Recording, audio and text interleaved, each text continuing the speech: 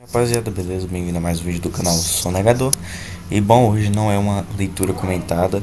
Hoje, na verdade, é uma leitura comentada da Wiki Libertária sobre anarcocapitalismo, que eu dei uma olhada mais cedo e eu achei muito interessante. Tem muitos assuntos a serem retratados aqui e eu decidi vir e fazer uma leitura aqui.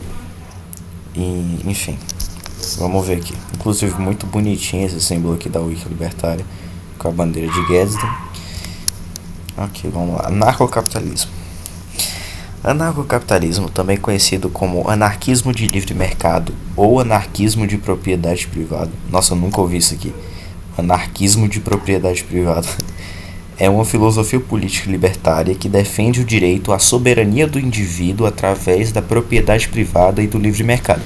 Dá pra falar também que é só da propriedade privada, que já é anarcocapitalismo.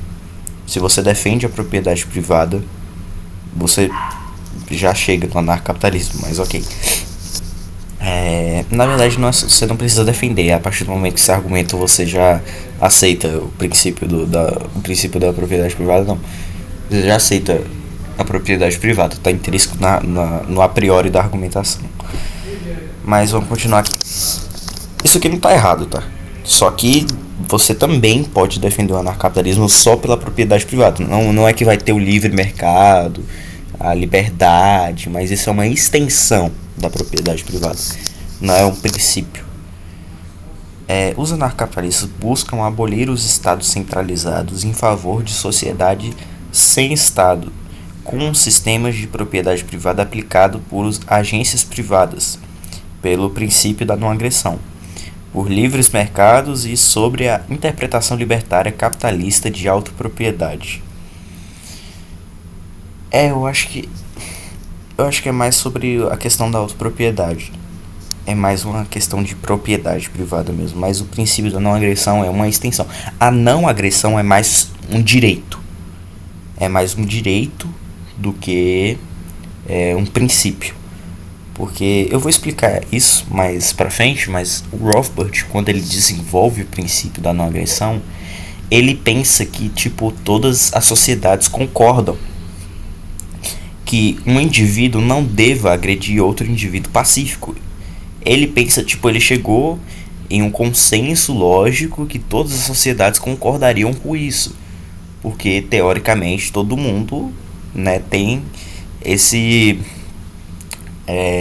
pensamento. Só que pode ter gente que acha que agredir é belo e moral.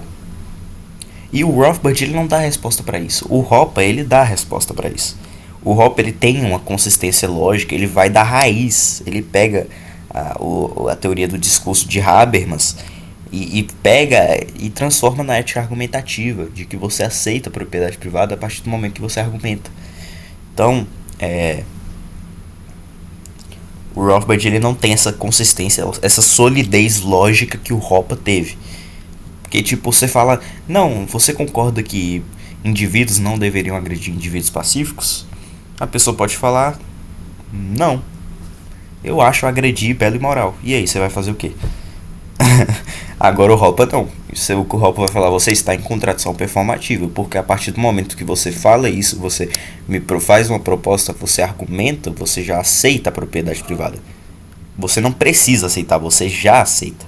Está intrínseco no ato de argumentar, está no a priori da argumentação. É uma verdade apodítica. Mas ok, vamos voltar aqui. Pelo menos eu não vou mais precisar falar isso, mas ok. Os anarcocapitalistas sustentam que a sociedade tende a se autorregular e civilizar contratualmente através da participação no livre mercado, que ele descreve como uma sociedade voluntária envolvendo a troca voluntária de serviços e bens. Seria praticamente sociedade de leis privadas, mas beleza. Em uma sociedade anarcocapitalista, o sistema de propriedade privada ainda existiria e seria aplicado por agências privadas de defesa e ou seguradoras selecionadas por clientes que operariam competitivamente em um mercado e cumpririam os papéis dos tribunais e da polícia. Sim, ok, tá. É que aí ele já está estendendo, né? Mas ok.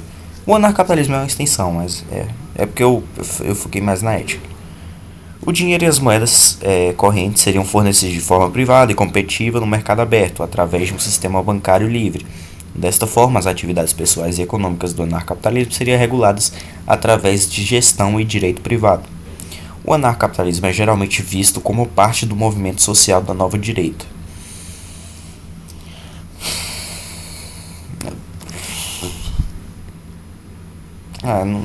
Não sei, não sei, não sei.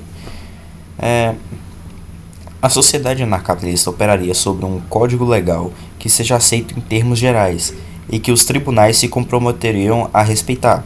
O Código Legal justamente insistiria no princípio libertário de que nenhuma agressão deve ser cometida contra a pessoa ou propriedade. Definiria os direitos de propriedade de acordo com o princípio libertário e estabeleceria as regras de evidência, tais como o Código Legal mutuamente acordado, que seria geralmente aceito e que os tribunais se comprometeriam a seguir. Basicamente um direito natural, digamos assim. Já dizia Lysander Spooner. Este código legal reconheceria contratos entre indivíduos, propriedade privada, autopropriedade e leis sobre danos de acordo com o princípio da não agressão.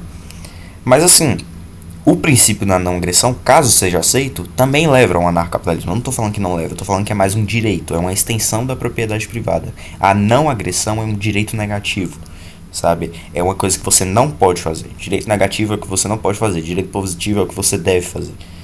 E tipo, os libertários são contra direitos positivos.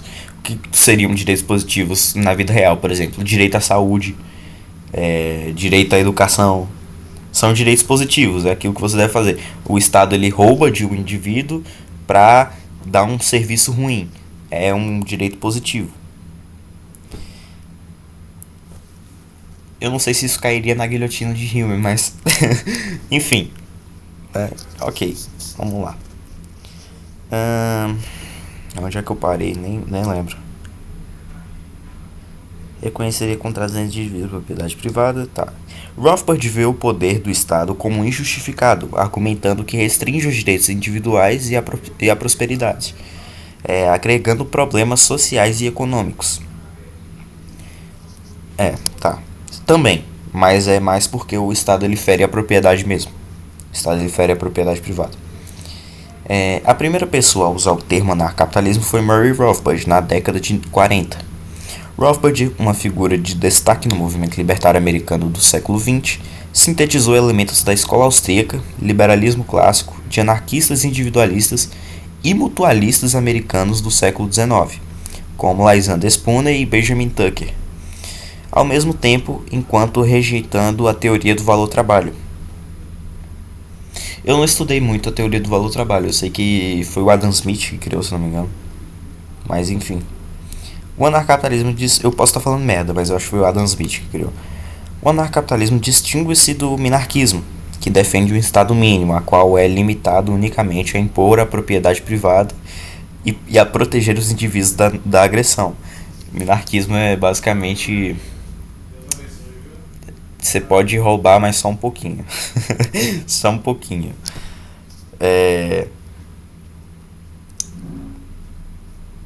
O anarcapitalismo também se distingue e não possui relação com o anarquismo histórico, movimento esse anticapitalista que se opõe à coerção e hierarquia e é anticapitalista. Ele falou anticapitalista 2 vezes, não sei por que motivo, mas ok. Apesar de seu nome, o anarcocapitalismo está fora da tradição do anarquismo e está mais intimamente associado ao capitalismo, ao libertarianismo de direita e ao liberalismo clássico. A do liberalismo clássico eu não concordo tanto, mas ok. As escolas de pensamentos anarquistas tradicionais se opõem e rejeitam o capitalismo e consideram o anarco mais capitalismo uma contradição em termos. Isso aqui está errado, porque depende do que você acha que é anarco, mas anarquia é simplesmente sem Estado. É simplesmente não tem Estado. Peraí. Anarquia. O que é?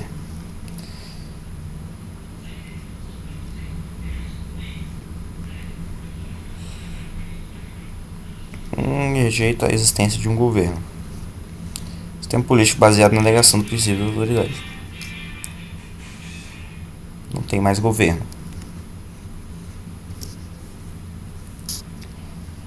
Cadê? Onde é que eu tava?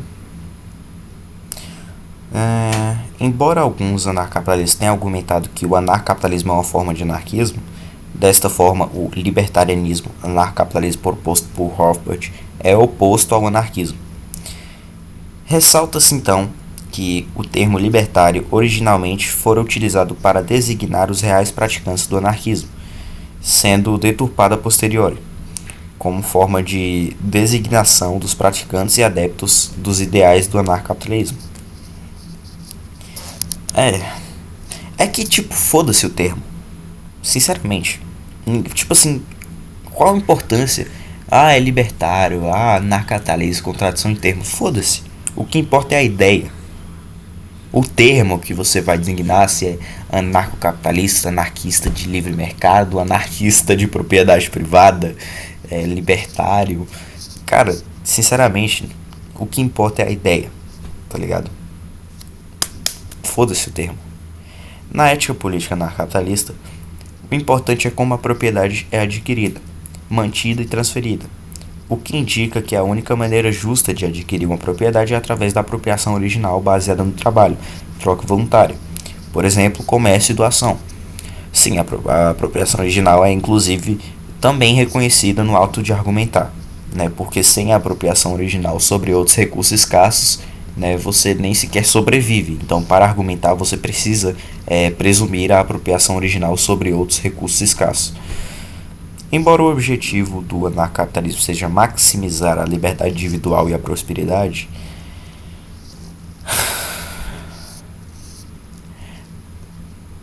é que... Tá, eu vou parar de falar de ética roupiana e vou ler essa merda, porque senão eu vou fazer 1 hora de vídeo. Mas basicamente, cara, é simplesmente apenas direitos negativos, é o que não pode fazer.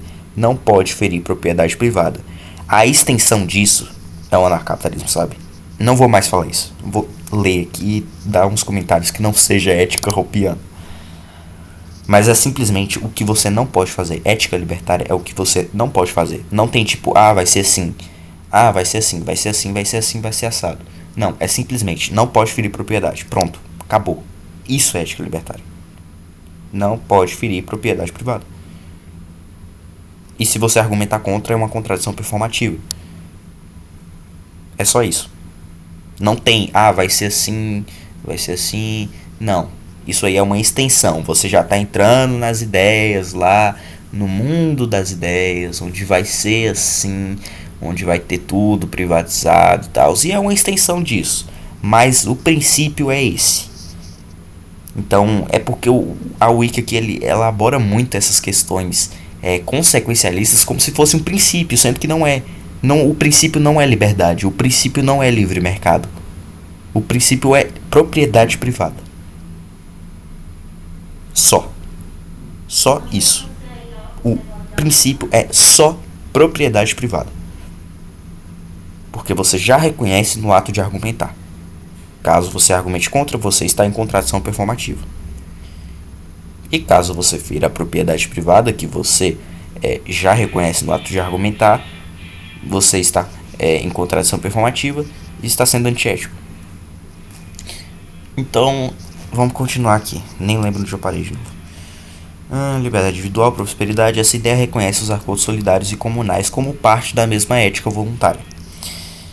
A partir dessas premissas, os anarcapitalistas derivam como consequência lógica a rejeição total do Estado. Sim, exatamente. Consequência. Consequência. Essa é a palavra. Eu gosto muito de entrar nas questões das consequências, mas deve ser pontuado aqui. Consequência, não é princípio. Os anarcapitalistas são aqueles que acreditam na liberdade individual. Não, é uma consequência da propriedade privada.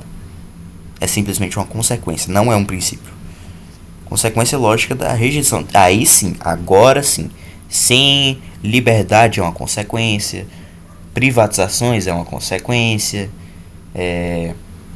Acordos voluntários é uma consequência. Agora sim. Como uma instituição que exerce um monopólio do poder sobre os habitantes de determinada região, em geral, país, nação, reino, onde seus representantes de governo afirmam ser legítimos e a adoção da livre iniciativa, onde as agências privadas ofereceriam um mercado de serviços, empréstimos e segurança públicas, incluídos, para os indivíduos. Obviamente estão em contradição performativa, né?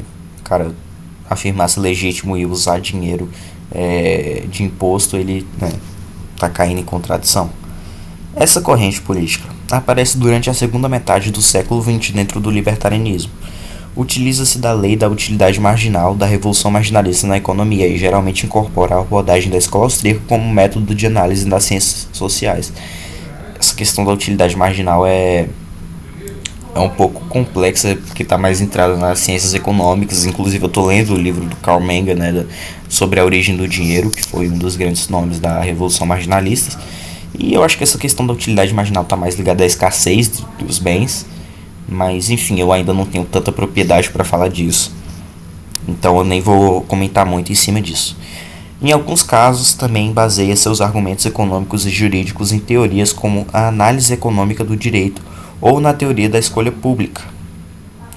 Segundo Hans Hermann Hoppe, o anarcocapitalismo está sobre o plano filosófico-moral, onde o fundamento pode ser uma defesa justnaturalista ou consequencialista da liberdade individual e da liberdade negativa, ou pode recorrer a outras premissas, como o exemplo da ética argumentativa ou do contratualismo. Essa do contratualismo eu nunca ouvi falar. Essa palavra em específico, pode ser que seja tipo, o contratualismo é o princípio da não agressão. Aí eu vou ficar, porra, mas essa palavra aqui eu nunca ouvi, depois eu vou pesquisar mais. Mas a ética argumentativa, que é a base mais sólida de defesa do anarcapitalismo, é a ética argumentativa, tá? Quem defende consequencialismo em bases libertárias são os utilitaristas, né? Tipo David Friedman. Mas ok. Filosofia. O Estado. Murray Rothbard, que é creditado com a cunhagem do termo anarcapitalismo, afirmou que a diferença entre o capitalismo de livre mercado e o capitalismo de Estado é a diferença entre troca pacífica e voluntária e uma parceria de conluio entre negócios e o governo que usa a coerção para subverter o livre mercado. As empresas privadas, elas se aliam ao governo para quebrar a concorrência, e aí isso aí é corporativismo, né? Não é capitalismo de verdade. O famoso capitalismo de Estado. Vamos ler esse rodapé aqui logo. Rothbard usou o termo anarcapitalismo para distinguir sua filosofia do anarquismo, que se opõe à propriedade privada, bem como distingui-la do anarquismo individualista.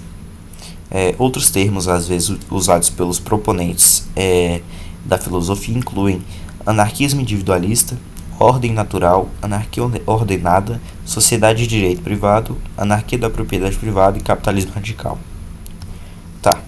Rothbard argumentou que todos os serviços governamentais, incluindo defesa, são ineficientes porque carecem de um mecanismo de preços a qual age sobre o esquema de organização industrial baseado no mercado regulado pelas decisões voluntárias dos consumidores que compram serviços que atendem às suas necessidades mais prioritárias. Obviamente, os serviços estatais sempre vão ser ineficientes, né? Como eu já disse várias vezes no canal, né? Não tem incentivo porque não é uma competição. O governo ele recebe de qualquer jeito através de impostos. Ele não tem concorrentes, né? Não é um livre mercado, então você não vai ter incentivo. E por investidores que procuram as empresas mais eficientes para investirem. Eu já me perdi aqui nessa leitura, nem lembro mais o que estava falando. Além disso, os autores Linda e Morris Tannehill acreditam que nenhum monopólio coercitivo da força pode surgir em um mercado verdadeiramente livre. Obviamente, né? Porque se for um mercado, um livre mercado, né? A empresa pode surgir a qualquer momento. Então, mesmo que você monopolize, detalhe, você só pode monopolizar de forma meritocrática. Você só pode monopolizar se você fornecer um bom produto, porque aí as pessoas vão comprar de você a ponto de você virar um monopólio. E a qualquer momento que você pregar um serviço ruim, pode surgir outro concorrente no mercado e te quebrar, né? Então você tem sempre incentivo a fazer um bom produto, né? Porque você só ganha se o consumidor comprar. E o consumidor vai querer o melhor, obviamente. Então, continuando. É afirmado também que se o financiamento ao governo não fosse obrigado, o livre mercado acabaria que oferecendo serviços legitimamente eficazes, com eficiência e a preços mais baixos, mostrando inevitavelmente a ineficiência e os altos preços do governo, a qual o mesmo perderia todos os seus clientes. O governo obviamente sendo ineficiente, o Estado mais especificamente. Princípio de não agressão. O escritor Stanislaw diz que, embora os anarcapitalistas sejam contra os estados centralizados, eles sustentam que todas as pessoas naturalmente compartilhariam e concordariam com uma teoria moral específica baseada no princípio da não agressão. Perceba, ele fala aqui, eles sustentam que todas as pessoas naturalmente compartilhariam e concordariam. É uma suposição do Rothbard, que as pessoas vão concordar com isso, mas não significa que elas realmente vão. A maioria realmente vai concordar. Você falar pro cara, não, você acha que uma pessoa não deveria agredir outra pessoa pacífica? O cara vai falar, eu acho, na maioria das vezes, né? Mas o cara pode falar o contrário também. E aí, né? Embora a formulação... E aí tipo assim... o cara pode falar o contrário. Aí você vai falar o quê? Não, mas é porque a maioria fala que é verdade, então é verdade. Então seria tipo um utilitarismo? Não, né? Se você for pegar do jus natural, do jus racional, você tem que ter uma ética que não pode ser negada. Como é a ética argumentativa, né? Que o Hoppe desenvolveu. Como eu falei, a base mais sólida para defender, base lógica mais sólida para defender o anarcocapitalismo. Embora a formulação de Friedman do anarcapitalismo seja robusta diante a presença de violência e de fato, suponha que em algum grau de violência ocorrerá. O anarcapitalismo formulado por Rothbard e outros mantém fortemente o axioma central libertário da não agressão. Às vezes, princípio de não agressão. Rothbard escreveu: em geral, pode-se dizer que o axioma de não agressão é uma proibição contra o início de violência ou da ameaça de uso de violência contra pessoas, ou seja, violência direta, assalto, assassinato, etc. Ou contra a propriedade legítima, roubo, fraude, impostos. Sim, isso aqui são tudo ameaças e violência, né? A agressão, portanto, é um sinônimo de invasão. A iniciação da violência também pode ser referida como coerção, né? Aí o Estado faz isso e tal, isso aí que todo encap já sabe, né? O Rothbard é based também, né? Eu gosto pra caramba do Rothbard, em alguns pontos até mais que o Hoppe, porque o Rothbard é mais pragmático, porém em questão da solidez lógica o Hoppe não tem comparação, véio. Em princípios libertários, assim, a ética argumentativa é muito superior ao princípio da não agressão, se for tomar como princípio, né? Porque a não agressão é mais como um direito, segundo o Hoppe.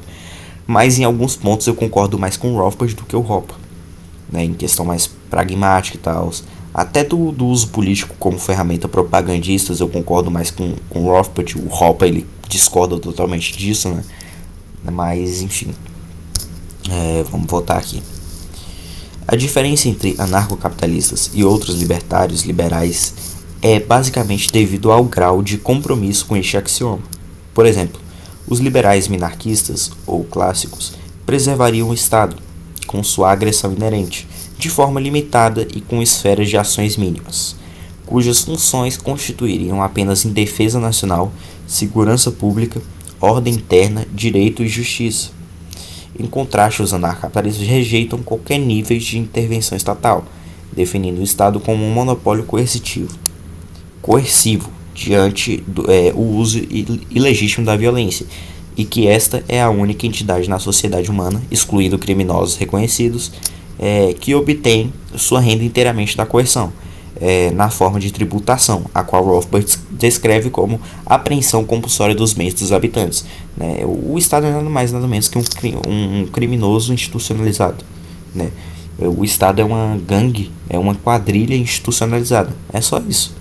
Não tem diferença de o Estado de criminosos reconhecidos, é só uma gangue de criminosos institucionalizada, que fala que você assinou um contrato social para ele justificar o roubo e a escravidão dele, E você tem que aceitar. Aí ele faz lá uma constituição e tal, mas não deixa de ser criminoso, porque institucionalizou o crime dele. Entendeu? Continua sendo roubo, continua sendo escravidão, continua sendo assassinato, etc. Alguns anarcapitalistas, como Rothbard, aceitam o axioma da não agressão como base na moral intrínseca ou na lei natural. É em termos do princípio da não agressão que Rothbard definiu sua interpretação do anarquismo, um sistema que não fornece sanção legal para tal agressão, contra pessoa e propriedade. E escreveu que o que o anarquismo se propõe a fazer então é abolir o Estado, ou seja, abolir a instituição regularizada de coerção agressiva. Em uma entrevista publicada no jornal libertário americano The New Banner, Rothbard afirmou que o capitalismo é a expressão mais completa do anarquismo e o anarquismo é a expressão mais completa do capitalismo. Cara, esses termos são tão subjetivos hoje em dia que vale mais a pena você focar mais nas ideias. Mas assim, se você for pegar anarquismo como sociedade sem Estado, o Rothbard ele tá totalmente correto, sabe? E tipo, porra, cada pessoa tem sua definição da palavra, porra. Apresenta logo as ideias, né? A pessoa descreve o que ela quiser, mas as ideias estão a postos, entendeu? A pessoa só não pode, porra, o cara só não pode, como é que é o nome? Extrapolar, assim, tipo, falar, não, isso aí é fascismo. Porque, obviamente, ele que é o fascista. Tá, continuando aqui. Sociedade contratual. Vamos ver. A sociedade idealizada pelos anarcapitalistas foi rotulada por eles como uma sociedade contratual, que Rothbard descreveu como uma sociedade baseada puramente na ação voluntária, totalmente livre de violências ou ameaças de violências. O sistema baseia os contratos entre indivíduos com uma estrutura legal, a qual seria aplicada tanto pela polícia privada e forças de segurança, bem como por regulações privadas. Ok. Eu não sei se essa sociedade contratual que o Rothbard chama seria a sociedade de leis privadas que o Hoppe chama, né? Mas tudo bem. Livre empresa frente ao Estado. O anarquismo capitalista de Rothbard sustenta empresas como resultado de contratos individuais e, portanto, uma forma legítima e eficaz de organizar as pessoas com a liberdade de escolher um concorrente ou entrar na competitividade como uma forma universal de preservar e promover a qualidade dos serviços. Ponto.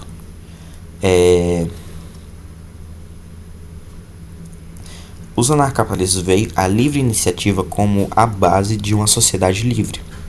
Definir capitalismo de livre mercado como a troca voluntária e pacífica, em contraste com o capitalismo de Estado, que ele chama de violenta expropriação.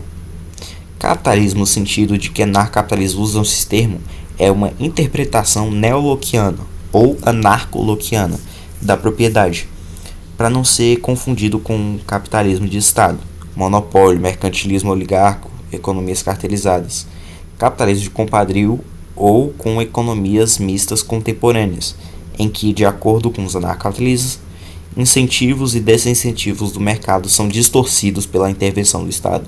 Seria basicamente o corporativismo, né? O capitalismo corporativo, que ele se alia, as empresas se aliam com o Estado. No livre mercado não tem isso. Você tem que agradar os consumidores, ponto. Cadê? Eu ia explicar alguma coisa aqui, cara. O anarquismo capitalista de Rothbard sustenta que empresas como resultado de contratos individuais e, portanto, uma forma legítima e eficaz de organizar pessoas com liberdade de escolher um concorrente ou entrar na competitividade como uma forma universal de preservar e promover a qualidade de serviço. Né? Então, tipo assim, os anarquistas clássicos rejeitam isso, sendo que é uma coisa totalmente voluntária, sabe, assim. Mas mais tarde eu vou falar de um argumento que provavelmente, se você é anarquista, você pensou nisso. Você vai passar, não é voluntário, porque a pessoa ela pode estar trabalhando porque está passando fome e tal. Vou responder esse argumento mais tarde. Propriedade privada. Armas. O anarcapitalismo opõe-se a toda coerção e, portanto, defende a livre posse de armas. embora a propriedade privada permita aos seus legítimos proprietários decidirem se outros podem entrar ou não em suas propriedades portando armas. Né? Sim, com certeza, no anarcapitalismo o direito a armas é evidente, porque, né, você tem direito a defender a sua autopropriedade e armas está incluído nisso, mas, como falou aqui, na propriedade privada você pode colocar, por exemplo, um contrato que você não pode entrar ali com armas, aí o cara tem que assinar, né? O cara ele vai lá e vê lá que ele não pode entrar com armas, ele tem que assinar, e aí se ele entrar com armas, você pode buscar restituição, né? Através de arbitragem privada, através da justiça privada, por quebra de contrato. Mas é sim um direito, armas é sim um direito. Da mesma forma que, tipo, você tem direitos, por exemplo, como drogas. Por exemplo, drogas não é especificamente do direito, mas, tipo assim, você pode usar droga, porque você não tá agredindo propriedade ao fazer isso. Mas você pode ter uma sociedade que tem no contrato lá que você não pode entrar ali com droga. E aí, se o cara ele não gostar dessa lei, dessa lei não, dessa especificação no contrato, ele pode ir para outra sociedade, né, outra propriedade mais especificamente, que aceite o uso de drogas lá, né? Aí você vai para onde é a concorrência lá das propriedades, né? Você vai para onde se encaixar melhor no que você quer, coisa que não tem no estado, né? Você tem que aceitar a lei estatal mesmo que seja horrível. Lei e ordem. Na teoria anarquista e libertária, a lei e a ordem pública de uma sociedade voluntária podem ser proporcionadas por um mercado competitivo de instituições privadas que ofereceriam segurança pública, justiça e outros serviços de defesa. A alocação privada da força, sem um controle central, a crença entre os anarquistas do mercado livre é que essa competição tende a produzir serviços jurídicos e de polícia mais baratos e de melhor qualidade, incluindo uma alta arbitragem boa e imparcial de reivindicações de direitos em conflitos. Obviamente, né, porque como você tem a competição, né, como você tem a concorrência, você tem incentivos, né, diferente do Estado, que é um monopólio coercitivo. O anarquismo de mercado desenvolvido por Murray Rothbard teoriza uma sociedade onde os provedores de justiça competem por clientes, lei policêntrica e agências de defesa privada, e onde a lei é baseada em leis naturais ou leis negativas, né.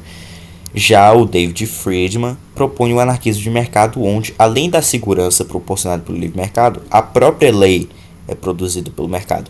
O David Friedman é um caso à parte, porque o David Friedman ele defende o anarcocapitalismo de uma visão utilitarista. Então ele não acredita em direito natural. É uma coisa muito interessante. Ele não acredita em direito natural. Ele vê as coisas pelas consequências dela, digamos assim. Então ele vai ver o que gera um maior bem-estar geral. E aí ele usa o mercado, né, para chegar nessa conclusão. Então, basicamente, você faria sua lei. Você faria sua agência de leis. Não só, tipo, uma agência privada de defesa, não só a segurança é proporcionada pelo mercado, mas a lei também é proporcionada pelo mercado. Entendeu? Coisa que não tem no anarcapitalismo jus natural de Rothbard. Porque, como o nome já fala, jus natural já tem uma lei natural, né? Você já tem, né? Que no caso seria da propriedade privada. Você não pode violar a propriedade privada. Enfim, você tem leis naturais, racionais, que você, na minha opinião, você chega através da razão. Tem uns que falam que Deus fez a lei. Que mais? Enfim, mas o David Friedman ele não acredita na lei natural. Ele acredita na versão utilitária. Aí você pode me falar, mas aí as pessoas poderiam criar leis onde você pode matar pessoas. Sim, ele pode. Mas quem vai comprar? Sabe? Aí você fala, mas se um cara comprou uma lei daqui e o outro comprou uma lei antagônica dali, eles entram em conflito, né? Aí o David Friedman ele explica. Ou esses caras resolvem pacificamente ou eles resolvem violentamente. Só que o meio violento é mais caro, então eles tenderiam a resolver pacificamente. Olha, o sistema do David Friedman é interessante, mas eu não acho que funcionaria tanto quanto o justnaturalismo de Rothbard.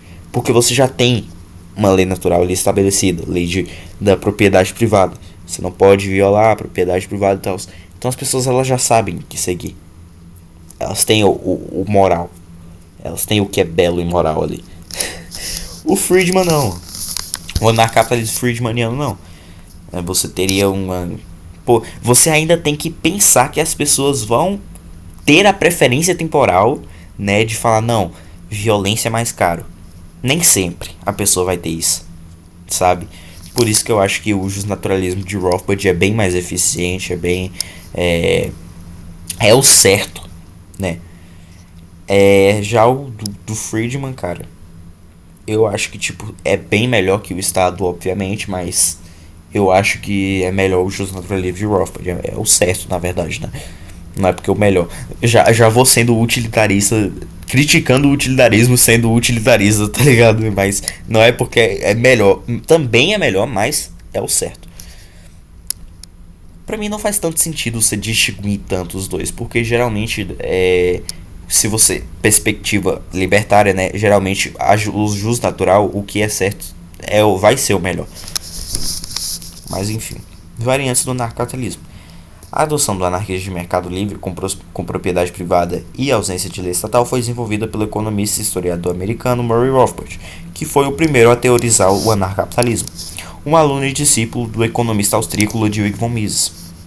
Rothbard combinou o laissez-faire de seu professor com a visão absolutista dos direitos humanos e a rejeição do Estado que ele adotou ao estudar anarquistas individualistas americanos do século XIX como Lysander Spooner e Benjamin Tucker. Outros pensadores como David Friedman propõem o anarcapitalismo através de argumentos utilitários, isto é, a noção de que a adoção do anarcapitalismo produziria melhores resultados do que qualquer outra alternativa de ordem social e econômica.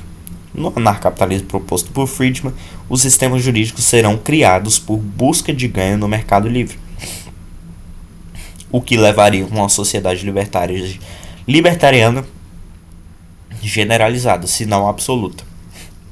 Rothbard baseia sua filosofia com base na lei natural absoluta, mas também fornece explicações econômicas de por que ele acha que o anarcapitalismo é preferível do ponto de vista pragmático, o que eu acho bem importante e eu acho que o Hoppe é fraco nessa questão. O Hoppe ele é fraco na questão pragmática, cara. Ele fica muito ali nas ideias, na filosofia e tal, que é importante para justificar, mas como é que você vai pôr? Como é que você vai pôr isso em prática? Tem que haver o pragmatismo. É isso que eu não concordo em Hoppe. Ah, mas ele teve o livro do que deve ser feito. Sim, cara, teve, mas não é tão pragmático como autores como Rothbard, por exemplo, né, que ele defendia todos os meios desde que não agrida a propriedade privada, para chegar ao anarcapitalismo. O Hoppe ele fala, não, mas isso aqui é errado. E aí, tipo, você não vai chegar nunca. Eu quero ver o livre mercado, porra. Eu quero ver o anarcapitalismo, sabe? Eu não quero ficar no mundo das ideias. Mas enfim, isso é questão para outro vídeo. Friedman argumenta que ele não é um teórico dos direitos absolutos, mas também não é utilitário, embora ele considere que os argumentos utilitários são muitas vezes o melhor meio de defender os pontos libertários. Hans Hermann Hoppe usa a ética argumentativa para fundar o anarquismo da propriedade privada. E está mais próximo da visão de Rothbard sobre a lei natural. Nem todos os defensores do anarquismo capitalista autodenominam-se anarcapitalistas. Por exemplo, Wendy McElroy prefere usar o termo anarco-individualismo. Os anarcapitalistas têm visões variadas de como eliminar o Estado. Rothbard defendeu o uso de táticas não imorais disponíveis para alcançar a liberdade. Os agoristas, seguidores da filosofia de Samuel Edward Conklin III, não consta na fonte citada, propõem, como Samuel Edward Conklin III, agora lendo de forma certa, propõe eliminar o Estado praticando resistência fiscal e o uso de estratégias legais de mercado negro chamado contra-economia, até que as funções de segurança pública do Estado possam ser substituídas por concorrentes de livre mercado. Cara, eu tenho uma questão assim. Eu acho que você deve usar todos os meios para chegar ao libertarianismo, desde que não agrida a propriedade privada. E dá para usar o meio político sem agredir a propriedade privada, sendo um partido propaganda. sendo um partido propagandista. Porque ele não vai pegar o dinheiro de fundo eleitoral, o dinheiro de imposto. Ele vai. Como é que fala? Vai propagar as ideias libertárias, como é o Partido Libertários, por exemplo. E não vai estar agredindo a propriedade de ninguém. Ah, mas ele vai estar legitimando o Estado. Não. Ele não está legitimando o Estado. Ah, ele está alimentando a democracia. Não. Ele está propagando as ideias libertárias. Dentro da. Porque aí você vai ter tipo um sistema de democracia. Sendo que você pode infiltrar ali e propagar as ideias. E você quer que não, que tenha o sistema lá e que os socialistas deixem. Os socialistas vão, os comunistas vão propagando as ideias e tal, e as pessoas vão sendo influenciadas pelas ideias de esquerda. Não, cara, você tem que ter um partido propagandista libertário também. Não acho que deva ser uma busca por poder. Isso sim seria ferir propriedade privada. Se for uma busca por poder, aí sim você pode ferir. Aí você pode fazer o argumento de que você teria incentivos para isso. Você pode fazer esse argumento. Ah, mas você, por exemplo, os libertários iriam se corromper. Você pode fazer esse argumento. Eu acredito que não. Você tem o Partido Libertários aí desde 2009. Tudo bem que os caras não foram aprovados no TSE até hoje, porque não coletaram o número mínimo de assinaturas. Mas, cara, como partido propagandista, eu apoio. Eu apoio um partido propagandista libertário. Busca por poder, aí não. Aí tá errado mesmo. Tá? Desde que seja um partido propagandista, que vai só propagar os ideais libertários, pode até concorrer, sei lá, mas tipo, sem pegar dinheiro público nem nada. Entendeu? Isso não é gradualismo, tá? Não é gradualismo. Gradualismo é realmente você querer entrar na máquina pública, por exemplo, querer eleger um presidente libertário. Eu não quero eleger eu não acho que deva eleger um presidente libertário, mas você tem um partido propaganda, eu acho eficiente para você propagar os ideias libertárias. Porque o tiozão que tem um Corsa e usa, sei lá, Facebook, ele não vai ver ideias libertárias. Por exemplo, um vozão que só vê TV. Aí imagina, passa na TV uma propaganda do Partido Libertário, por exemplo. Entendeu? O cara ele só vai ter aquilo como fonte. Então eu acho importante também. E o Rothbard concorda comigo, tá? O historiador e libertário Ralph Hayek argumentou que o que os filósofos liberais criaram foi uma forma de anarquismo individualista, ou como seria chamado hoje, anarcocapitalismo ou anarquismo de mercado. Ele também disse que Gustave de Molinari estava propondo uma doutrina de produção privada de segurança, uma proposição que foi posteriormente assumida por Murray Rothbard. Cara, esse cara aqui é muito foda, velho. Esse Gustave de Molinari. Esse cara mogou o Frederic Bastiat. E olha que o Bastiat é Based. O Bastiat é Based. Mas esse cara mogou o Bastiat. Porque ele fez lá no século XIX, velho. Tipo assim, ele basicamente foi ANCAP no século XIX. Tipo, ANCAP mesmo. Tipo, ANCAP. ANCAP. Ele só não usou o termo, mas ele era ANCAP. Tá ligado? Ele literalmente escreveu um livro sobre, basicamente, propor um sistema privatizado de segurança e de justiça. A produção de segurança. Eu não lembro se é de justiça também, mas de segurança.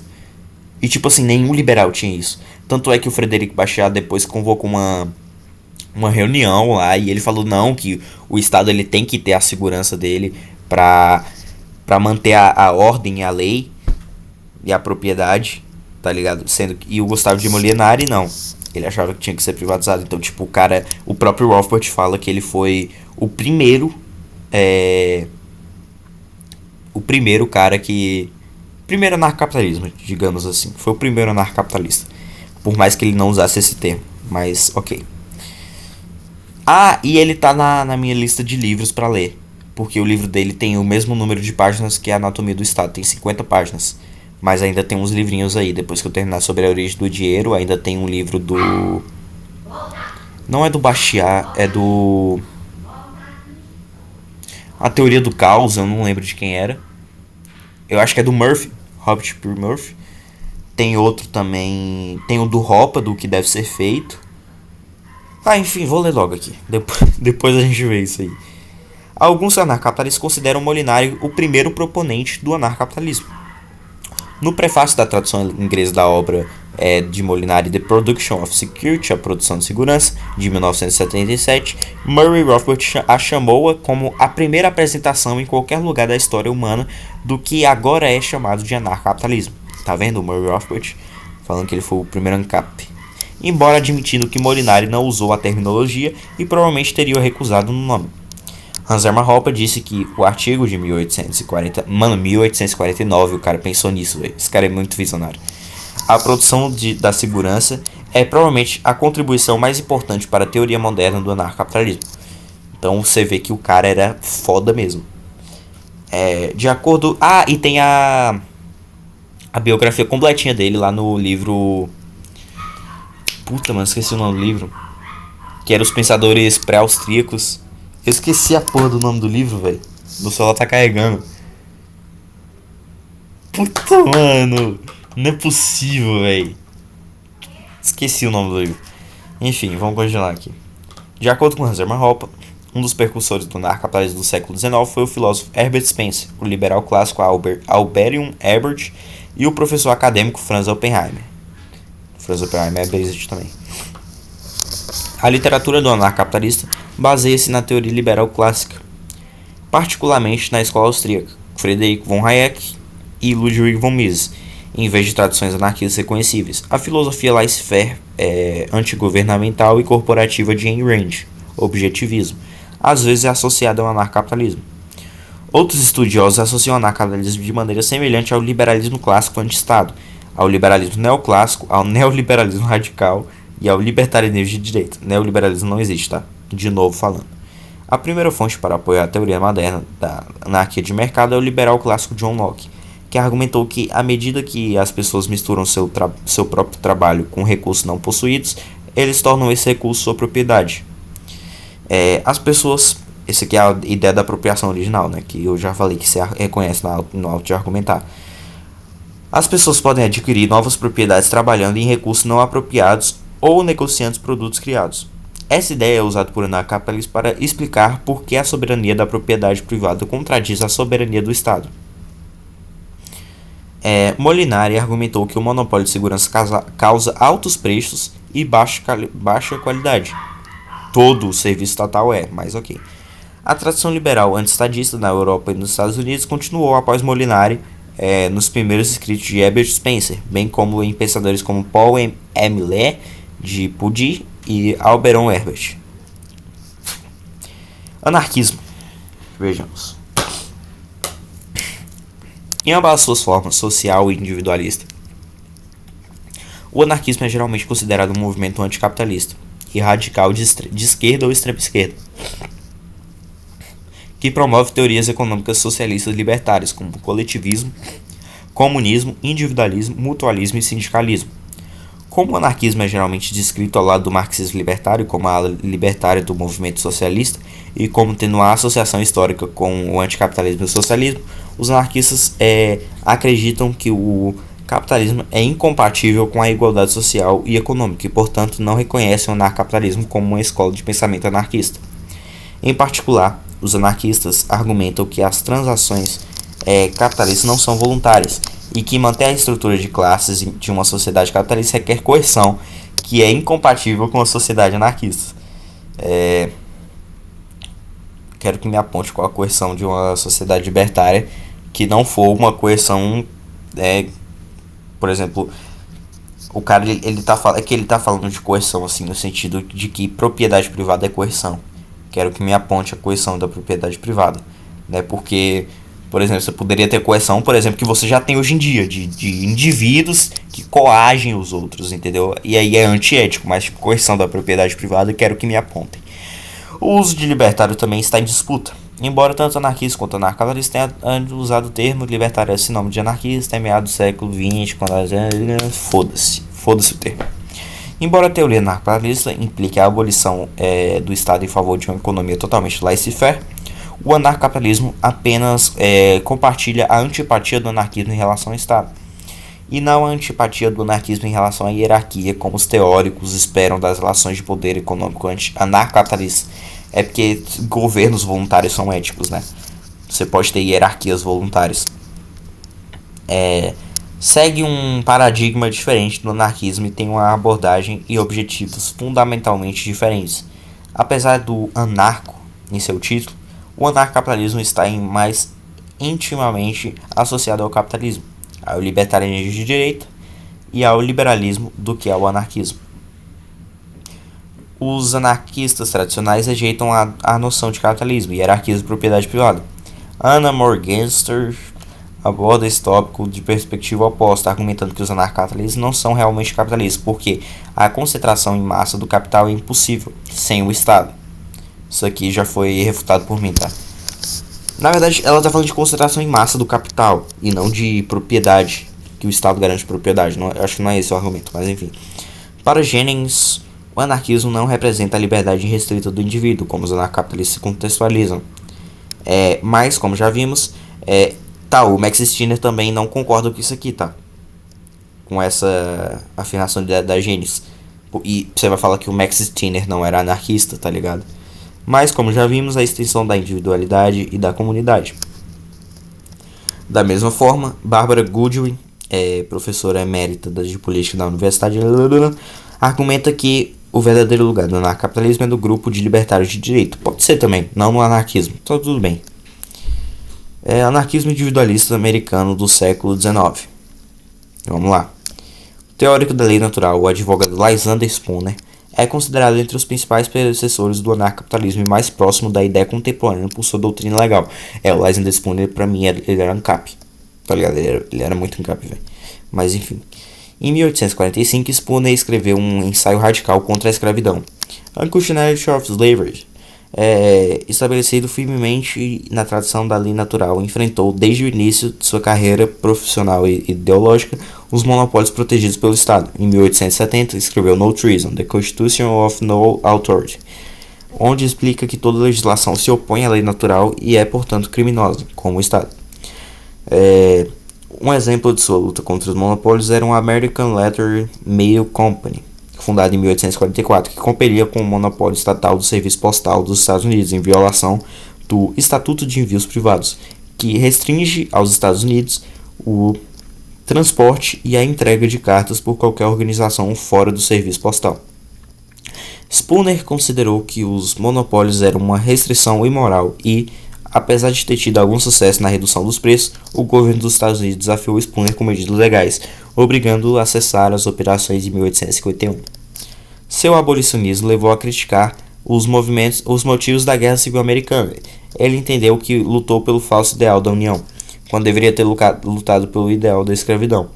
Spooner pensou que os proprietários de escravos não teriam se atrevido a se rebelar contra um governo que daria liberdade ao mundo inteiro, e quando defendiam sua própria liberdade, os solícitos ganharam uma vantagem moral e psicológica que o sustentou durante a guerra. Assim, em 1864, ele publicou a Carta a Charles Sumner, na qual ele acusou os políticos do Norte de ter sob suas cabeças ainda mais, se possível, do que a dos proprietários de escravo, que agirem de acordo com as suas associações, interesses e princípios declarados como donos de escravo. Repousa o sangue desta guerra horrível, desnecessária e, portanto, culpado. O Estado sempre culpado por todas as guerras, né? Mas ok.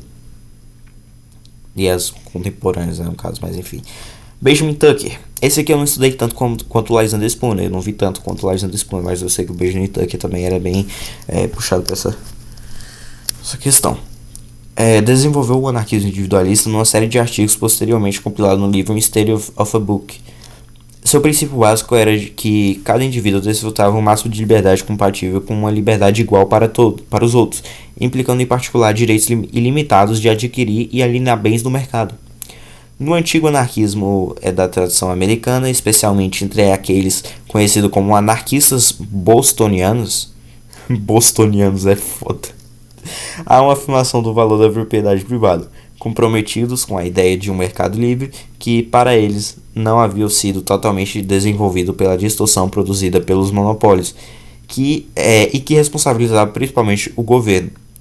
Tucker, influenciado por Josiah Warren e a teoria do valor-trabalho, considerou que a propriedade da terra era justificável somente quando o proprietário estava usando a mesma. O último, ao contrário do seu predecessor Alexander Spooner, que tradicionalmente era lockeano em relação à propriedade privada da terra, a apropriação original. Olha como que o Alexander Spooner era muito encap, velho. Ele era lockeano em relação à propriedade, e ele era anarquista. Não sei de nada. Tucker mais tarde abandonou sua ideia de propriedade da terra e diria que ela é legitimamente transferida pela força, a menos que especificado por contrato. Como Spooner, Tucker atacou os monopólios criados pelo Estado. Sem o Estado, cada pessoa poderia exercer o seu direito de propriedade, proteger a sua própria liberdade, usando o serviço de uma associação de proteção privada, se necessário.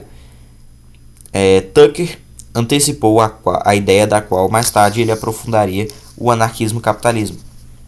Essa defesa é um serviço como qualquer outro, um trabalho e uma mercadoria sujeitos à lei da oferta e da procura, que a concorrência prevalece, o patrocínio será para quem oferece o melhor produto ao preço mais razoável, e que a produção e a venda dessa mercadoria agora é monopolizado por um Estado que, como monopolista, cobra preços exorbitantes por um serviço precário.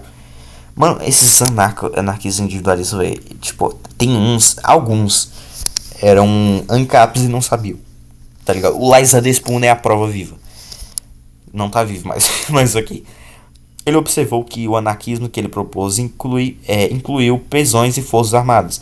Tucker também lançou a ideia da possibilidade de agências governamentais financiadas por impostos voluntários. Basicamente taxas, né, contratuais, mas enfim. Críticas. Chegou a hora da refutação. Eu só vou falar que tudo é contração. Brincadeira. Por mais que seja, mas vamos lá. Vou tentar responder de forma pragmática, né, e não filosófico europeano, por mais que todos estejam errados, mas ok. Do minarquismo. Uma crítica bem conhecida do anarquismo de livre mercado é feita por Robert Nozick.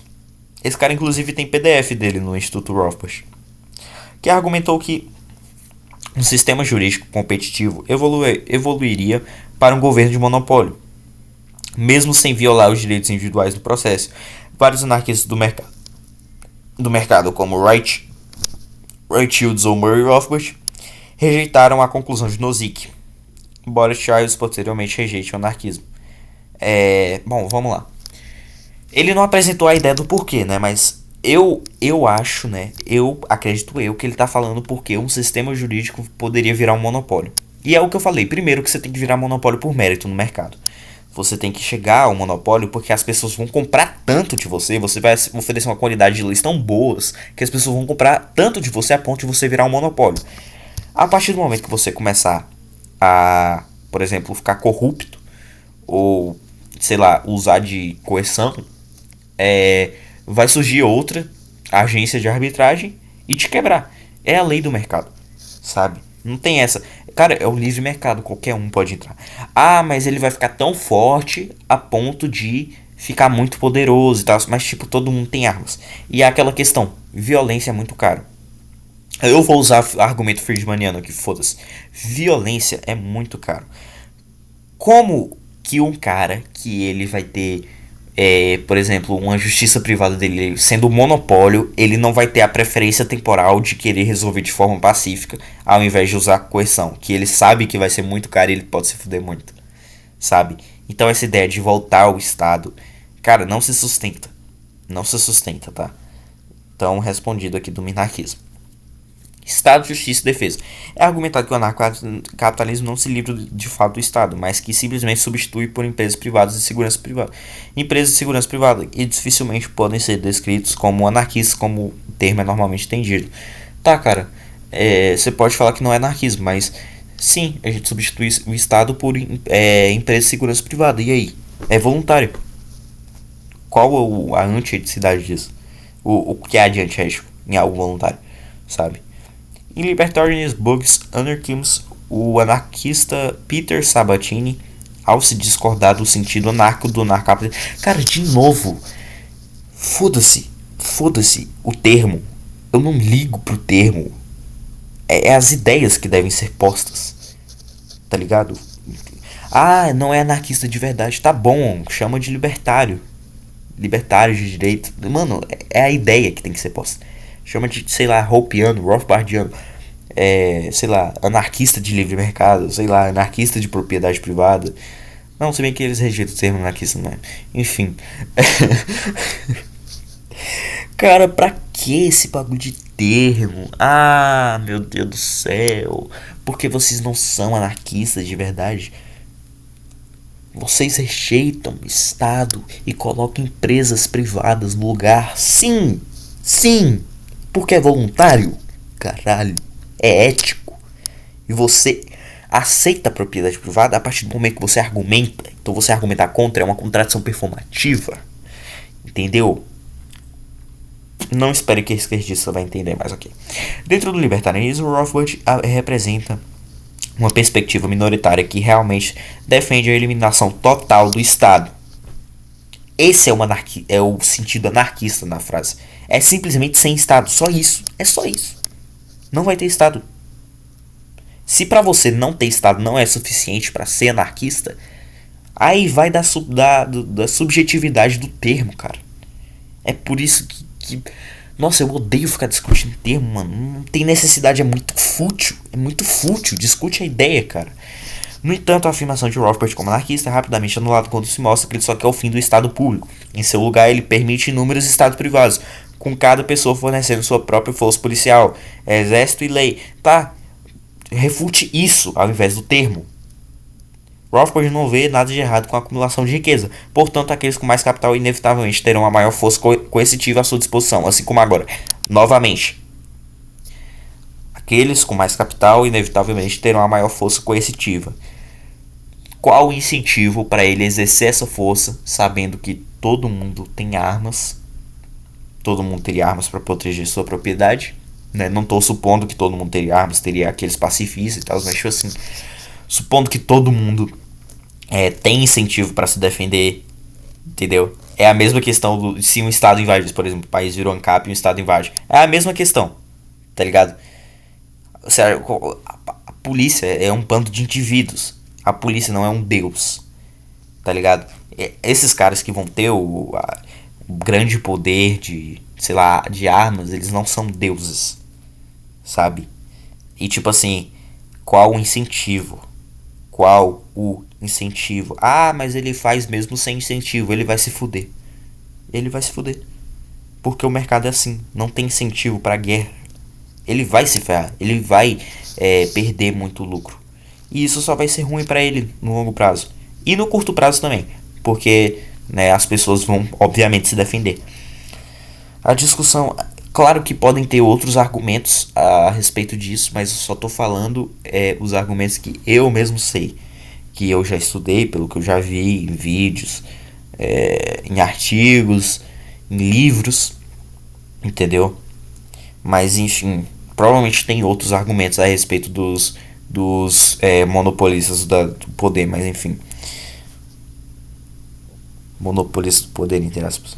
A discussão de anarquia, Estado e utopia argumenta que uma sociedade anarcapitalista inevitavelmente se transformaria em um Estado, através do eventual surgimento de uma defesa privada monopolista e uma agência judicial que não enfrenta mais concorrência. Como não vai enfrentar mais concorrência se pode entrar a qualquer momento outro concorrente, cara? Como não vai ter mais concorrência?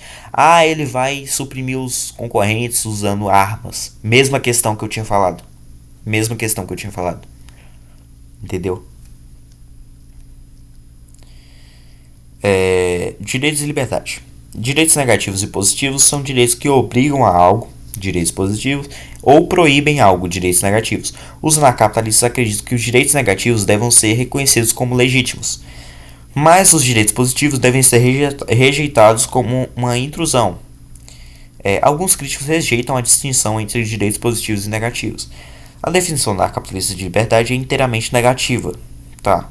Ele solicita a ausência de coerção, mas não pode garantir a liberdade positiva da autonomia e independência individuais. Tá.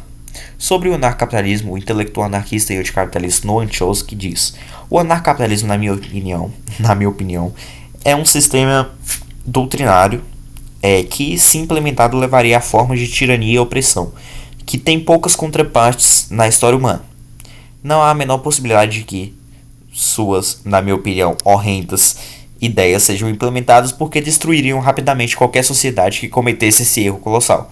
A ideia de contrato livre entre o potentado e seu súdito faminto é uma piada de mau gosto, talvez valendo alguns momentos em um seminário acadêmico ou explorando as consequências de ideias, a meu ver absurdas, mas em nenhum outro lugar.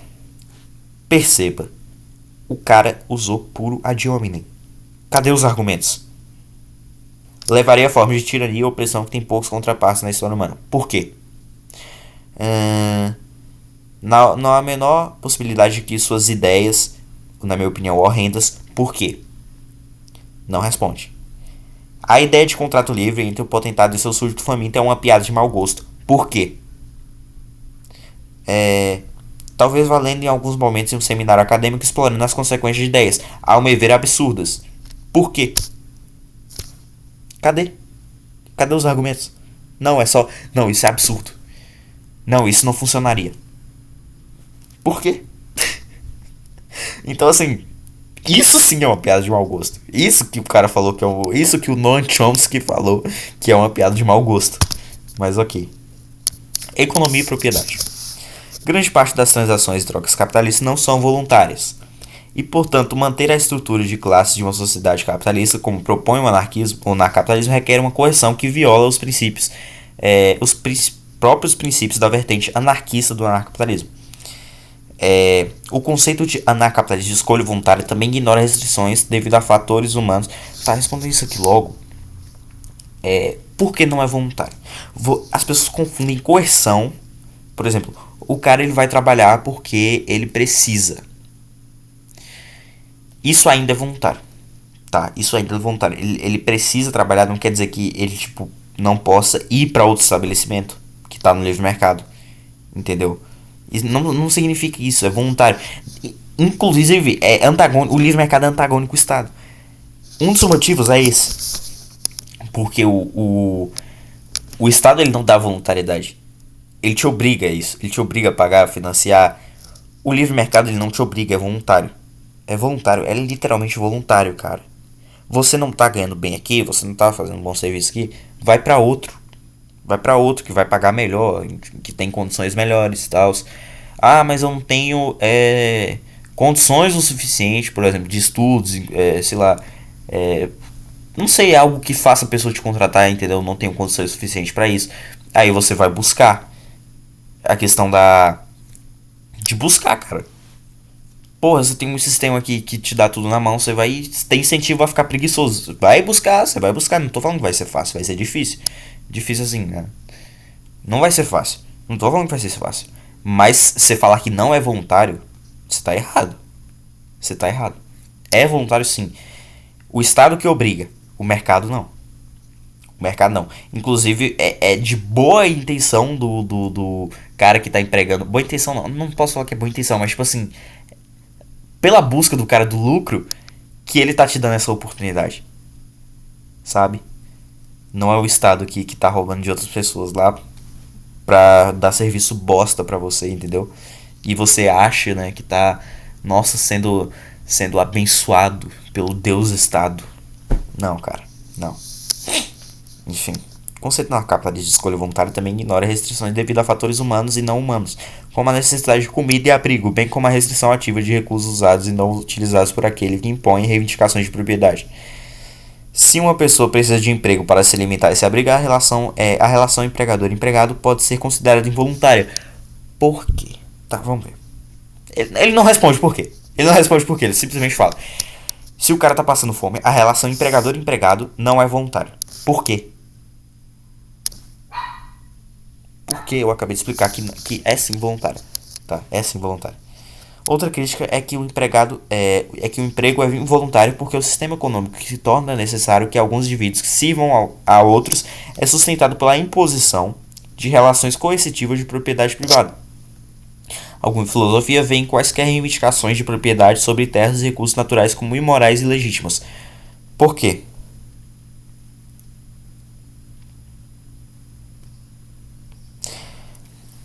Isso aqui eu não entendi. Outra crítica é que o emprego é involuntário porque o sistema econômico que torna necessário que alguns indivíduos sirvam a outros é sustentado pela imposição De relações coercitivas da propriedade privada? Cara, é aquilo, não é tipo, literalmente voluntário, é o mercado. Você não tá gostando de trabalhar, sei lá, no McDonald's, você vai pro Bob's, tá ligado? Mas enfim, estabilidade jurídica. Dois dos estudiosos mais proeminentes que dedicaram-se a pensar seriamente sobre as instituições jurídicas, essencialmente na capitalismo, são Richard Posner, juiz federal de apelações e cientista jurídico prolífico, e o economista William Lenz, em seu ensaio de 1975, The Private and Fornishing of Law. Discutem um Gedanken experimento mental, anterior realizado por Becker e Stigler, no qual foi proposto que a aplicação da lei fosse privatizada, e explicam por que consideram que tal sistema não seria economicamente eficiente. E não explicou por que seria economicamente ineficiente, mas ok. De acordo com a resposta posterior de David Friedman, Efficient Institution for the Private Enforcement of Law, Friedman, no entanto, prossegue argumentando que a ineficiência que Lenz e Posner demonstram nas instituições privadas de aplicação da lei que descrevem podem ser eliminadas com pequenas mudanças nas instituições. Novamente, não tem aqui o argumento, então não tenho o que refutar, né? Literatura. Tá, aqui é só os livros, né? Recomendados. Tem Roth, Hoppe, Jesus Huerta de Soto, Walter Block. Aqui, ó, o livro que eu vou ler aqui que eu tinha falado, David. Com outras balinhas de escola pensamento, tá? David Friedman. Esses aqui eu não conheço. Capitalismo Revolucionário, Samuel Derfunk. Símbolos. Aqui as fontes, né? Tá, acabou? Acho que acabou. Nossa, tantão de fonte da porra. Mas foi bem longo, foi bem longo. Muito bom, muito bom. Cara, esse vídeo tá bom, velho. Nossa.